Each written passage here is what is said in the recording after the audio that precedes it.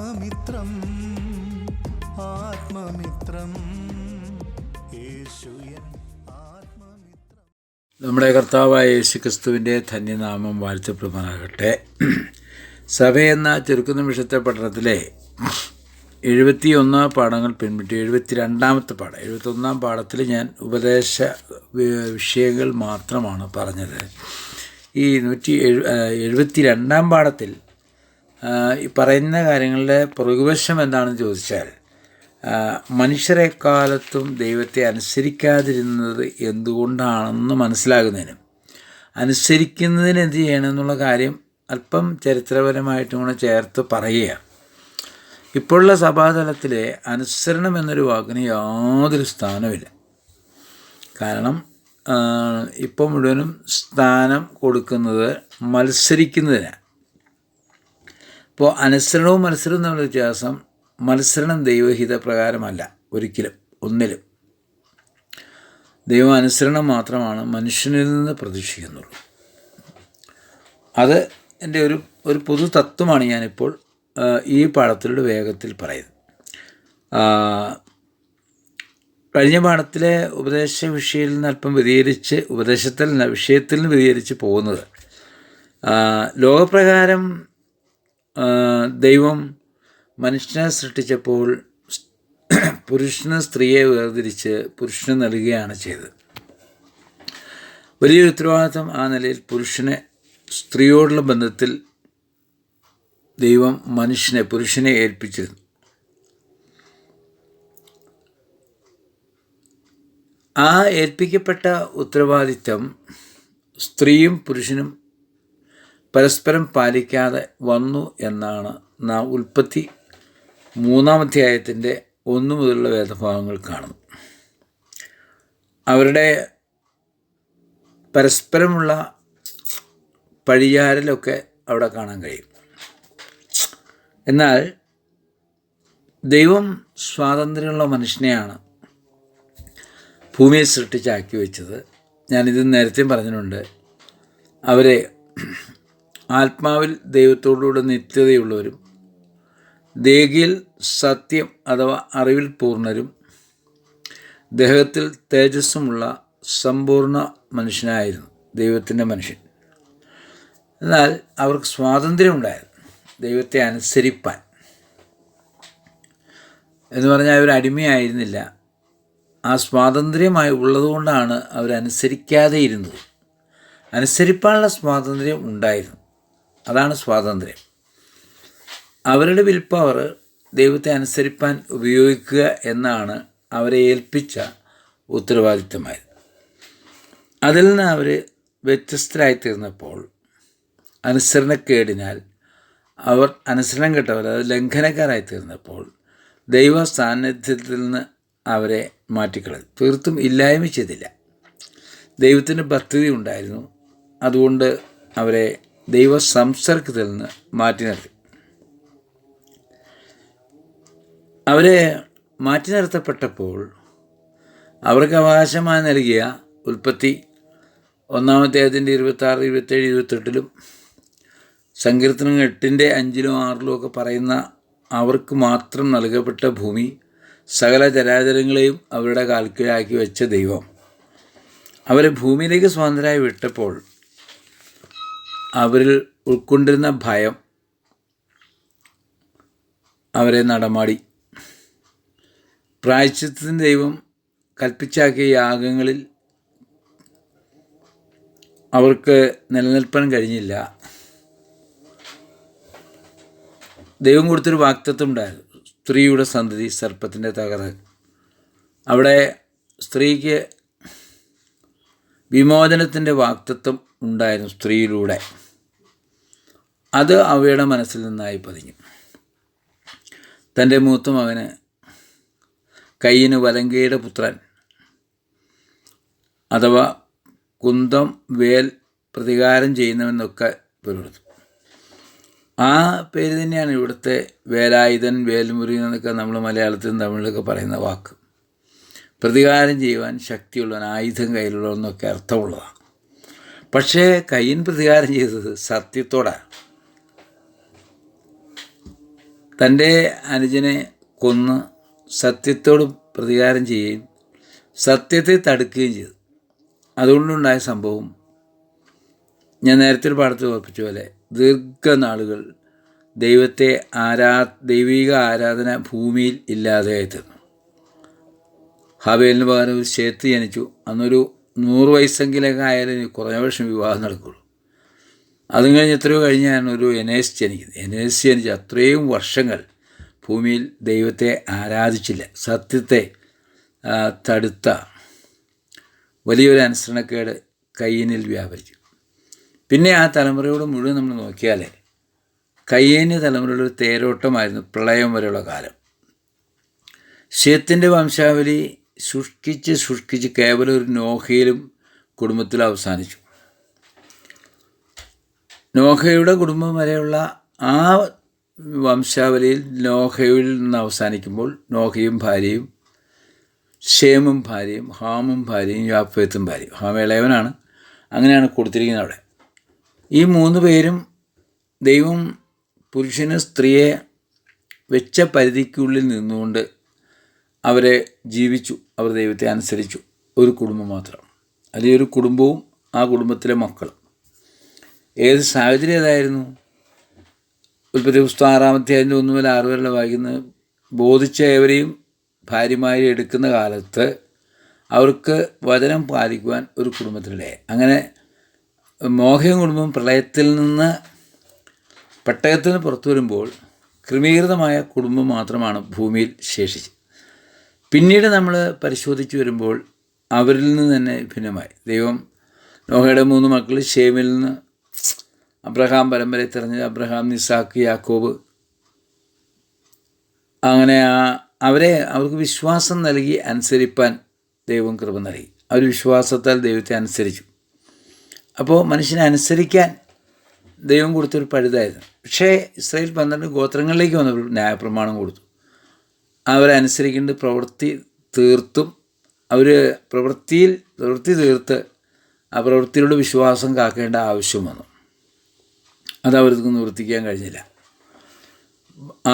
അവരെ 12 ഗോത്രങ്ങളും ന്യായപ്രമാണത്തിൽ കൊടുത്ത 10 കൽപ്പനയും ലംഘിക്കാൻ സ്ത്രീയുടെ സന്തതി എന്ന വാഗ്ദത്തം കൊടുത്തിരുന്ന ആ വാഗ്ദത്തത്തെ മസിയെ അവർക്ക് മനഃപൂർവ്വം കൊല ചെയ്യേണ്ടി വന്നു. അപ്പോസ്തലപ്രവൃത്തി 3-ാം അധ്യായത്തിൻ്റെ 16-ാം വാക്യത്തിലാണെന്ന് ഞാൻ വിചാരിക്കുന്നു. അവിടെ പറയുന്ന വാക്കുണ്ട്, ജീവനായകനെ അവർ കൊന്നുകളഞ്ഞു.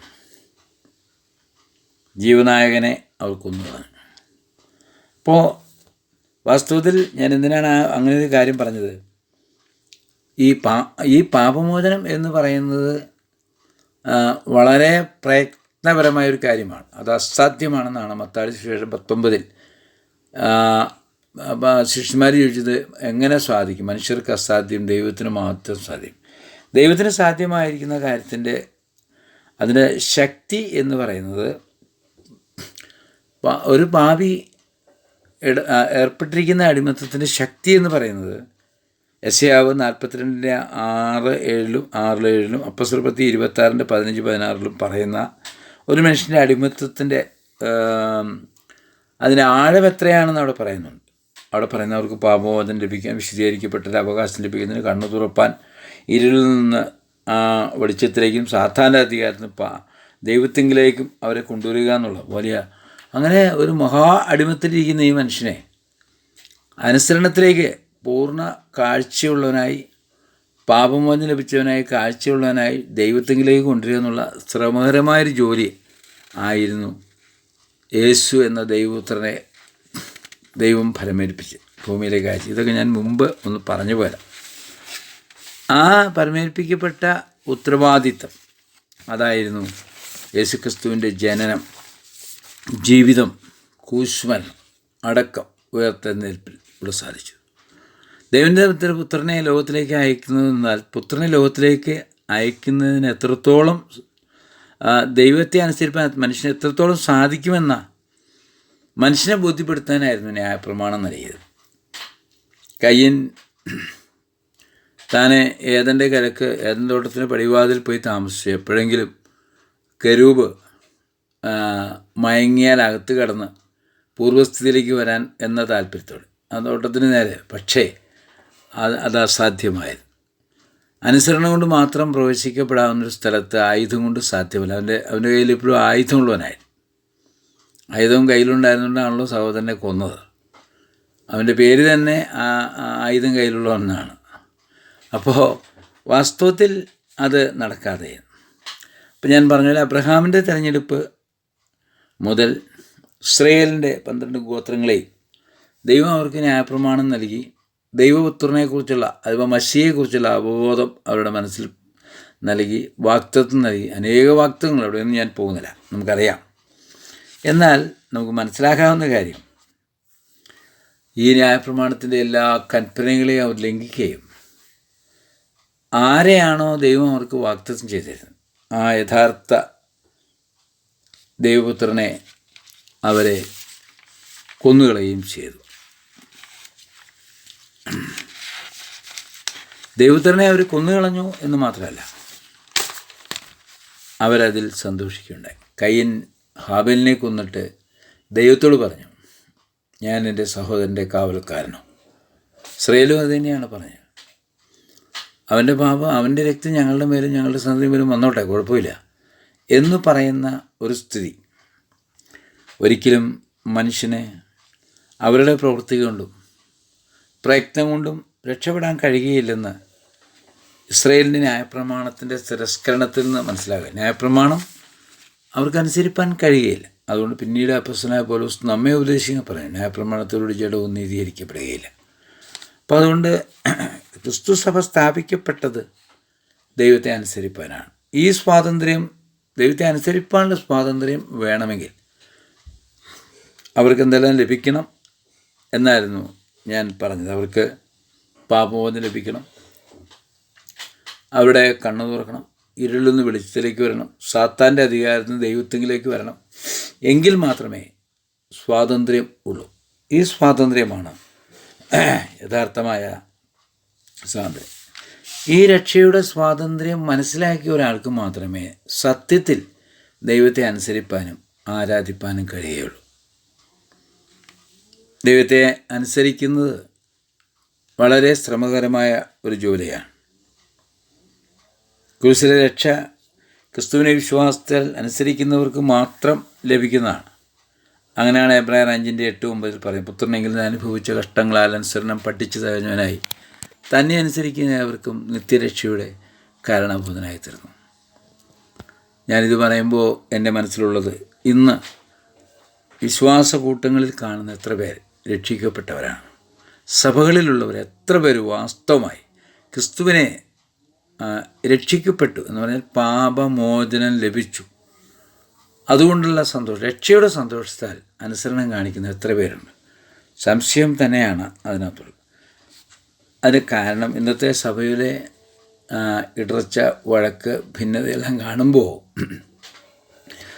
ഈ ജനം ഈ പ്രമാണപ്രകാരം രക്ഷിക്കപ്പെട്ടവരാണോ, ഈ അടിമത്തത്തിൽ നിന്ന് വിടിക്കപ്പെട്ടിട്ടുണ്ടോ, അവരിപ്പോഴും സാത്താൻ എന്ന പിണിയാളിയുടെ വാക്താക്കളാണോ എന്നൊക്കെ സംശയിക്കേണ്ട സ്ഥിതിയിലിരിക്കുന്നതുകൊണ്ടാണ് ഞാൻ ഈ പാഠം ഇങ്ങനെ ഒന്ന് ചിന്തിക്കാനിടയായത്. മേൽപ്പറഞ്ഞ സ്വാതന്ത്ര്യം എന്നത് പാപം ചെയ്യാതിരിക്കാനാണ്.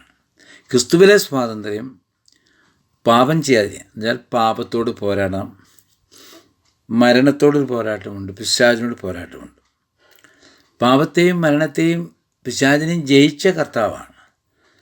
ആ ജയിച്ച കർത്താവ് മനുഷ്യൻ ദൈവത്തെ അനുസരിക്കാൻ കഴിയുമെന്ന് ബോധ്യപ്പെടുത്തുന്നതിന് വേണ്ടിയാണ് ഈ ജഡത്തിൽ, ഭൂമിയിൽ, ഇതേ അവസ്ഥയിൽ എന്ന് പറഞ്ഞാൽ വഷളായ ഭൂമിയിൽ നോഹ ദൈവത്തെ അനുസരിച്ചൊരു സാഹചര്യത്തിൽ നമ്മെ ഈ ലോകത്തിൽ നിർത്തിയിരിക്കുന്നു, ക്രിസ്തു സഭയിൽ കൊണ്ടുവന്ന് നിർത്തി. ഇതിനകത്ത് ഈ അനുസരണത്തിന് നമുക്ക് നയിക്കുന്ന വാഗ്ദത്തങ്ങളുണ്ട്. ക്രിസ്തുവിൻ്റെ പുനരുത്ഥാനത്തിൻ്റെ പങ്കാളിത്തം,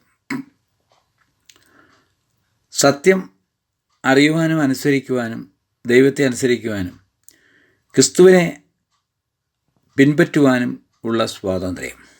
ഇതാകുന്നു ക്രിസ്തുവിലെ എക്ലിയാസ്യസ് അഥവാ സഭയുടെ സ്വാതന്ത്ര്യം, സഭയിൽ ക്രിസ്തുവിനെ ആരാധിക്കുവാനുള്ള സ്വാതന്ത്ര്യം. ഇതിന് തികഞ്ഞ പോരാട്ടമുണ്ട്. ഞാൻ പറഞ്ഞാൽ പാപത്തോട് പോരാട്ടമുണ്ട്, മരണത്തോട് പോരാട്ടമുണ്ട്, പിശാചിനോട് പോരാട്ടമുണ്ട്. ഈ പോരാട്ടത്തിലെ ജയം വചനത്തെയും പരിശുദ്ധാത്മാവിനും നൽകിയതിനാൽ അത് സാധ്യപ്രായമാണ് എന്ന് ദൈവത്തിന് ധാരാളം കൃപ നൽകിയാൽ മനസ്സിലാക്കാൻ സാധിക്കും. ഈ പോരാട്ടത്തിൽ ജയിക്കുന്ന ആയുധങ്ങളുടെ ഒരു പട്ടികയാണ് എഫെസ്യർ 6:10 മുതൽ 18 വരെ. പൗലോസ് അപ്പോസ്തലൻ ഇത് ഉപയോഗിച്ച് ജയിച്ചതിൻ്റെ കാര്യം 2 കൊരിന്ത്യർ 6:3-10 2 കൊരിന്ത്യർ 11:22 മുതൽ 33 ഭാഗത്തും ഈ ആയുധം താൻ ഉപയോഗിച്ചതിൻ്റെ അനുഭവം താൻ പങ്കിടുന്നുണ്ട്. ക്രിസ്തുവിനെ അനുസരിക്കുവാൻ ഈ ലോകത്തിലെ പോരാട്ടത്തിന് ആയുധങ്ങൾ ഉപയോഗിച്ചൊരു ചിത്രം അതിൽ കാണാനായിട്ട് സാധിക്കും. അപ്പോൾ വാസ്തവത്തിനായിട്ട് ദൈവത്തെ അനുസരിക്കുക എന്നുള്ളതാണ് എക്ലീസിയൻ തത്വം. ദൈവം തന്ന ദൈവം തൻ്റെ പുത്രനിലൂടെ നൽകിയ പ്രമാണങ്ങളെ സഭയിലൂടെ അനുസരിച്ച് ദൈവത്തെ പ്രസാദിപ്പിക്കുക, ക്രിസ്തുവിലൂടെ ദൈവത്തെ പ്രസാദിപ്പിക്കുവാൻ അതിന് സഹായകരമായിട്ട് നൽകിയിട്ടുള്ളതാണ് വചനത്തെയും പരിശുദ്ധാത്മാവിനെയും. ധാരാളം കൃപയും കൃപാവരങ്ങളും ഇതനുഷ്ഠിക്കുമ്പോൾ തീർച്ചയായിട്ടും ഇതനുഷ്ഠിക്കുന്നവർക്ക് മാത്രമാണ് അനുസരണത്തോടെ കർത്താവിനെ സേവിക്കുവാൻ കഴിയൂ. ഇത് മനസ്സിലായി എന്ന് വിചാരിക്കുകയാണ്. സംശയമുള്ളവർക്ക് എന്നോട് ചോദിക്കാം. ഞാനിത് മനസ്സിലാക്കുന്നു, ഭയപ്പെടുന്നു, ദൈവത്തെ അനുസരിപ്പാൻ ആവോളം പോരാട്ടം നടത്തുന്നുണ്ട്. പോരായ്മകളുണ്ടെങ്കിലും ഇത് വളരെ ശ്രമകരമാണ്. ആത്മാവ് സഹായിക്കട്ടെ. ദൈവനാമം വാഴ്ത്തപ്പെടുമാറാകട്ടെ. ആമേൻ.